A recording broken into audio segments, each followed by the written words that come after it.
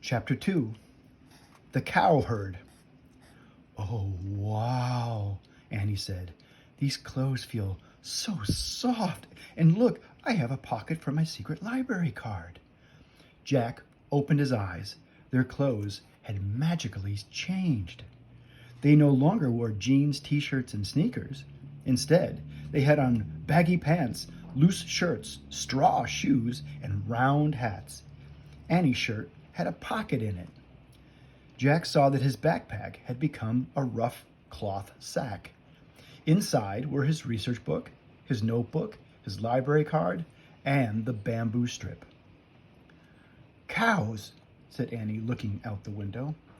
Jack looked out too. The treehouse had landed in a lone tree in a sunny field. Cows grazed, and a young man stood watching over them. At the edge of the field was a farmhouse. Beyond the house was a walled city. "It looks so peaceful," said Annie. "You can never be sure," said Jack. "Remember, Pompeii looked peaceful before the volcano went off." "Oh, yeah," said Annie. "Let's see what the book says," said Jack. He reached into the sack and pulled out the China book. He opened it and read aloud. "Over 2,000 years ago, China was ruled by its first emperor. Because he chose the dragon to be his symbol, he was called the Dragon King. In China, dragons are seen as brave and powerful creatures." "Dragon King? That sounds a little scary," said Jack. "I like this outfit," said Annie. Next to the writing was a picture. It showed a man wearing a rich flowing robe with wide sleeves. He also wore a tall hat with beads hanging from it. Jack pulled out his notebook and wrote, "First emperor called Dragon King." "The book we need must be in the Dragon King's library," said Annie.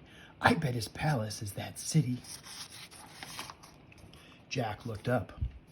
"Right," he said, "and that's how we get there."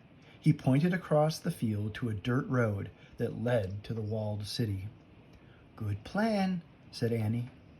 She climbed out of the treehouse and started down the rope ladder. Jack threw the China book and his notebook into his sack. He slung the sack over his shoulder and followed Annie. When they reached the ground, they started through the field. "Look, that guy's waving at us," said Annie. The man tending the cows was shouting and waving. He started running toward them. "Uh-oh, what's he want?" said Jack. A moment later, the man stood in their path. He was young and handsome, with a kind face. "Can you do me a great favor?" he asked. "I would be most grateful." "Of course," said Annie. "Give a message to the silk weaver." "You will see her at the farmhouse," said the young man. "Tell her to meet me here at twilight." "Sure, no problem," said Annie. The young man smiled.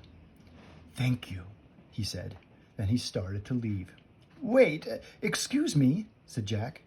"Do you know where we can find the Imperial Library?" A look of horror crossed the man's kind face. "Why?" he whispered. "Oh, I just wondered," said Jack. The young man shook his head. "Beware of the Dragon King," he said. "Whatever you do, beware." Then he turned and ran back to his cows. "Oh, man," whispered Jack. "Now we know one thing for sure." "What?" said Annie. "This place is not as peaceful as it seems," Jack said.